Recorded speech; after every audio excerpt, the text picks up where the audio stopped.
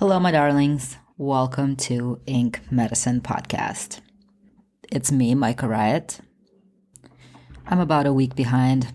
I recorded a really wonderful episode last week with a new friend, a tattoo artist who works in Michigan and is a grief-informed practitioner and specifically works with trauma survivors. That's specifically where she likes to put her energy as a tattooer. It was about 2.5 hours long, and I'm going to split it up into 2 parts and release it over the next couple of weeks. The solo episodes that I release in between my interviews, I had a bit of a hard time with that. I have to be honest. I had some topics, but I didn't have the emotional energy to just give you myself, just me with nobody else, to distract me from me. I hope you enjoy this episode, how I started my own business. It has very much been a solo journey. Here we go.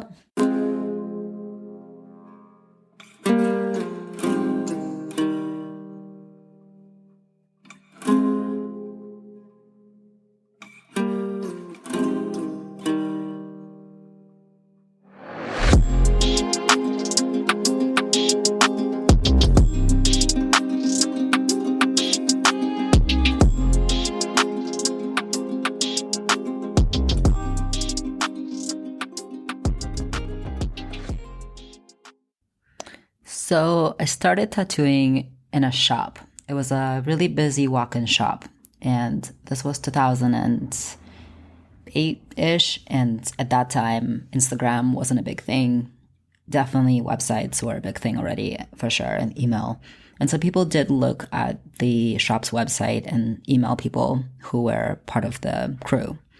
But people were still walking into the shop and looking at books and picking people based on that, or like chatting with artists.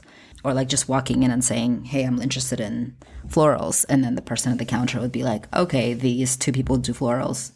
Take a look at their books and pick one. So when I was at that shop, I apprenticed. I went on to work, and I got really busy really fast. Well, because I think I was really cheap because I was apprenticing and then starting out. And people liked my work, and people enjoyed working with me. So I built up a clientele pretty fast. And at that time, being in the shop was absolutely necessary to have a tattooing business. People who had a lot of clients, of course, started to sort of branch off, and like there were private studios. But the easiest way to start your career as a tattoo artist was to apprentice in a busy walk-in shop and then tattoo everybody you could get your hands on. There you go. And the way that shop fees work is the shop takes, at the time, standard was 50%. And that's what it was at my first shop. So 50% of what you made went to the shop. And for a while there, it was worth it because I got a lot of clientele from the shop, just from the website, from the reputation. Black and Blue was the best of the Bay many years in a row, picked by like the city-wide voting that happens every year in San Francisco. And the owner paid for insurance and for credit card fees and for a lot of the supplies. So it was fine for me at the time. I was grateful I got to tattoo it all. And then after a while, and I'd moved to different rooms in the shop. Like the shop itself had 3 primary rooms, and then it had a room in the back that was the old dirty room where like all the like cleaning essentially happened. And then when we went from having metal tubes to having plastic single-use tubes, we didn't need that room anymore. So it was converted to a little tattooing room, and that's where I ended up. And it was sweet, but it was a little bit lonely back there. It was like my own tiny room with a door, like kind of nice, also kind of weird. And overall, the shop was just really loud, really busy, and it was enjoyable for a time. And then after a while, I was like, I just want to have a bit of a quieter environment. And around that time, somebody I used to work with at Black and Blue opened up her own shop. It was like a women's queer shop where Black and Blue had been that, but then changed and kind of was an everybody shop in that moment. So I moved about a mile or so, a mile and a half away to another part of the mission to this person's new shop. And there, it was me, her, and like 2 other artists. So it was a much smaller, much quieter, much more chill shop.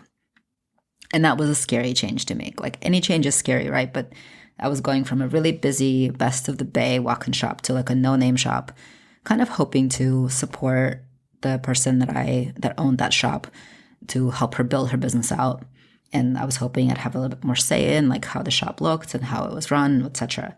And it didn't really happen that way, but I got what I wanted, which was like a quieter shop and more space, and the rate was better. So it was 60-40. So 60 to me, 40 to the shop.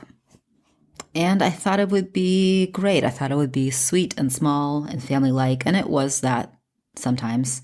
But overall, I realized that I didn't feel as good there as I wanted to.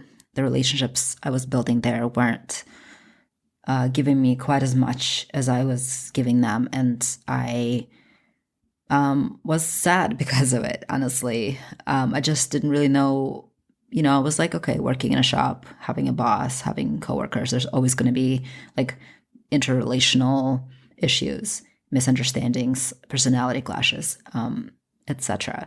But what ended up happening then, I was there for about 2 years. After about 4 years at my first shop at Black and Blue, the person I was dating at that time said to me, hey, why don't you go off on your own? There's a building called Active Space, which was really close to my house, actually, like down the street from all this stuff, because this was all the same neighborhood in San Francisco in the Mission. And so this building, Active Space, it is a big building full of suites, and it was for like art makers. So people had art studios in there. People had therapy offices. There were some tattoo artists in there. There were like offices for other businesses located in there. It was really cheap rent. Like you could get a small suite for like $400 basically. So my girlfriend at that time said, hey, check this out. You would pay way less rent and you just completely have say over everything in your business. And that person I was dating had their own business. So they knew what they were talking about. And I was like, okay, I'll think about this. And you know what? It was really scary. Honestly, every change is scary when it comes to running your own business and changing locations and changing like systems. But it made sense. Like when I looked at the numbers, the amount of money I was giving to the shop was way, way more than what I was going to be giving to Active Space for rent. And even with the fees for like insurance and the supplies that I wasn't buying, it still would add up to like me, paying way less in costs to run my business. And it was a steep learning curve for sure. Like I, left that shop and I got a studio, a space, a suite, and I had to like change the flooring and I had to figure out how to decorate my space and like what my brand was, what colors I wanted to use, what furniture I wanted to buy. And it was all super exciting. I was stoked. And I made it all work. Like there were things like dealing with the health department. You have to call them and apply for like the health department kind of basically sign off. Like they come through, they make sure you're up to code. They give you a piece of paper that says you're up to code, and you have to pay a lot of money for that. It's like $1,000. The business license thing, which I had already had actually, but then I had to register like the space that I was in, like the shop. So in tattooing, there's you, the tattoo artist, and there's the shop you work at. So usually the shop is taken care of by the owner. That includes insurance for the shop. But then each tattoo artist also has their own insurance, along with the shop having insurance. And so as the owner of a shop with no other employees, I'm basically paying the shop insurance and then my insurance as a tattoo artist, right? So it's not quite as much, but it ends up being quite a bit of money. But I had to figure all that out. Like I didn't know this because I wasn't told. I asked, but there wasn't a ton of help. There's sort of a vibe in the tattoo world where people feel like they don't want to help you because they did it on their own. They figured it out, and it made them stronger or something. So if you want to figure it out too, you should do it on your own, and it will make you who you are, I guess, or something. The scariest part of being completely on my own was, of course, will I be able to get enough clientele to make this work? Will I be able to keep running this business? And as this was all happening, Instagram was becoming bigger and bigger and bigger. And so I had plenty of clients. I got on some lists of like best tattoo artists in San Francisco that people would look at and like call me from. My Instagram was doing well. I had my website, which was doing fine on, Google searches. So I was doing fine and I had enough clients. And if I had too many, like I would send them off to other people. I would send them off to my old shop here or there. So it was all, worked out. The next piece of it was that little shop that I had in the city at Active Space. Like there were a lot of issues, of course, I had moved to Oakland, so I had to commute back to San Francisco across the bridge every day, twice a day. And the traffic got to me. I was like in the car for about an hour each way, even though it's a 20-minute drive without traffic, but that just doesn't happen. So I was in the car close to 2 hours every day. I did bring, parking was hellish. Like it was just hard to find parking in the Mission. So I started paying for it. So then I was paying an hourly fee for parking my car. I couldn't take BART because I would usually bring my dog in, and she would be in the crate, so all fine. And I got tired of the commute, and my space was really small. It was about 7 by 15 or something. So it was like a narrow little box of a room. And I decided I wanted to, so at that point, I was close to 10 years tattooing. So I had been at my first shop for 4, and then I was at the next shop for 2, and then I was on my own at that point for about 3 to 4 years. So it was coming upon 10 years, and I decided I would have a big fundraiser, like a big client appreciation party. I would invite all the clients that I could get a hold of, and I ended up getting my old gym, which was a warehouse space, for free. And I organized this giant party. So we had food, drinks, DJ for dancing. We had a spanking room, which was really fun. We had different like games, like balloon games with numbers inside for like prizes. And we had a raffle and we had performances. So it was like this big party that I threw, and with the help of a few of my close friends. It was exhausting and really fun. And I did not raise very much money. It was a few $1,000s. Not that it wasn't worth it. It was totally worth it. Really memorable, but exhausting. And I wanted to raise that money so I could move to a bigger space. I decided I would get a bigger shop with several chairs. This is how you grow as a tattoo artist. You work on your own, and then you like open a shop with other people, give them an opportunity, and also at that point, you're able to make a bit of passive income. And that's what I was going to do. But when I started looking at spaces, I did not want to take on rent that I could not pay on my own. And at that time, the market wasn't great. So I looked and looked and looked and looked, eventually found a space that I am in now. It was the cutest space that I could find. It was so charming. I was excited. Location was good. Parking was good. The rent worked for me. It was more than I was paying in the city for sure, but by a lot, like twice as much. But it was like fine. I could do it on my own. And I took it. And even though I could put another chair in there, maybe even 2 chairs if I tried really hard, I had decided that I would just stay there on my own. And that was good because the pandemic hit as I moved in there. I moved in there in 2019, like in the spring in April, and the pandemic hit the next year, right? So, of course, I kept the space. If you've been tattooed by me in the past 4 years, you have been to the space. It's a lovely space. It's, perfect for just me. What's happening in the next year or so is that I'm about to have my first apprentice. So I'm going to have to make a space for her which will change the way the space looks. I'm gonna take out the big table and create a station in the other corner of the room. I think we'll have plenty of space. I think we'll be just fine. And I'm not foreseeing that we'll work every single day together, but this is a big transition. And when you think about being a shop owner, being a business owner, like these are the things that challenge you as you go, right? The way that you grow, whether that be like doing a rebrand or like changing your services or adding services or taking on employees or apprentices. These are all the markers of business growth. And that's what's happening right now. I'm growing again, which is really exciting and also kind of scary. Like, am I going to be able to give this person what they need? Am I going to provide them with, enough clientele? Am I going to provide them enough skills? Are we going to get along? All these questions come up. It's a new relationship. It's a close relationship. And of course, even as it's exciting, it's also nerve-wracking. But I'm more excited, I have to say.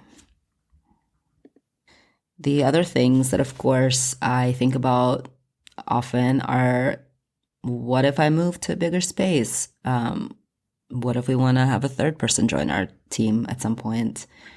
What if we rebranded? What if we got signage? What if we redid our website? So all these things are points of growth that I'm going to look at in the next year or so. Now that I've told you about my journey so far in being a business owner, I am thinking about how I could summarize that, how I could bring home some of the points of being a business owner. Like, how would somebody else who has a different type of business relate to me in this instance? What would be helpful to them about what I've done? And I think that primarily it is taking those steps and trusting that things will fall into place. And I think people say that a lot as advice for business owners, but it has been true for me. I realize there's privilege in that. There's privilege I have and there's privilege I don't have. I did not have any family financial support. So it's not like somebody gave me a bunch of money and said, open a shop, make it beautiful, make it work. I really just had to go on what I made and at times fundraised to create the spaces that I have created for myself in this business. I traded for my website originally. Believe it was like half trade, half money with my friend. And I still have the website. I think I'm going to shift it a little bit now because I don't think it's very optimized for the modern sort of Googling situation experience. But I've done a lot of trading for things. For my logo, I traded with a client, a friend. And it, that logo, it was like, I gave him some art and I was like, I think it's something kind of like this. And he like tried and did things and I didn't really like it. And then he did a thing that he thought would be cool. And then I was like, this is really cool, but I don't know if it's me. It's just so sleek and beautiful and kind of geometric. And then we basically like went on a journey and came back to what he created for me. And I still have it and I still use it and it's beautiful. So trusting other people who are helping you. So I guess that's the other thing is, if you can trade. Like, trading is awesome. It's a cool experience if it works out. Doesn't always. And then trust the other professionals that you choose. And also at the same time, like, it's okay to say, no, I don't like that. Let's do something different. For example, with the podcast, I wanted to have spiffier looking announcements for each episode. And I know somebody who does some design. And so I asked that person to do some designing for me. And they got me started on using Canva. They were like, sign up for Canva, send me your login. And then they sent me some examples of things that I wasn't into. But what I realized while signing up for Canva and like talking to them about it and seeing what they came up with is that I can do it myself. And so I paid them for their time, but also went to Canva and just did my own thing. And like, they came out beautiful. Like, I'm happy with my episode announcements now from the last week. So those are the tips. Like, trust other people, so trust yourself. You probably can do more than you think you can do. And also, if you need professional help, hire the person. Once upon a time, for a few months, I hired an acquaintance for helping me with some things, like being a personal assistant. It was just a few months, but she got so much done, and I'm still, using the things that she set up for me. So it was good. It was a good decision, and I think it's important to ask for help and then, integrate the fruits of those labors into your business. We're a bit of a, right now with the recession, I think that we're at a bit of a crossroads as small business owners. There are things that are beyond our control. I think all of us feel a little bit slower. Like my friend in construction was like, it's slower. My friend who is another tattoo artist with a big shop, said it's a little slower. So we're all having a little bit of a lag. Not a completely dry, it hasn't completely run dry, but it's a little bit slower. So taking that opportunity to do more other things about marketing, making decisions. I just created a little business group with a couple of friends who are business owners, and we met, and it already, brought us all so much, first of all, joy, but also like there were some tangible things that we all did for each other that were really helpful. And support with other business owners is really helpful. Ask your friends for their opinions. Do you like this art or this art? Like, do you like these business cards or these business cards? Each little piece, it can be a lot to decide on your own, make all these decisions. It can be overwhelming, but you have community, you have support. You can ask folks what they think. It doesn't have to be just you, and also you can hire people. I will wrap this up. I think this was long enough. If you have further questions, please let me know. DM me on Instagram. I appreciate all of you listening so much and engaging with me when I ask questions about what you want to hear about. Have a really, really lovely day.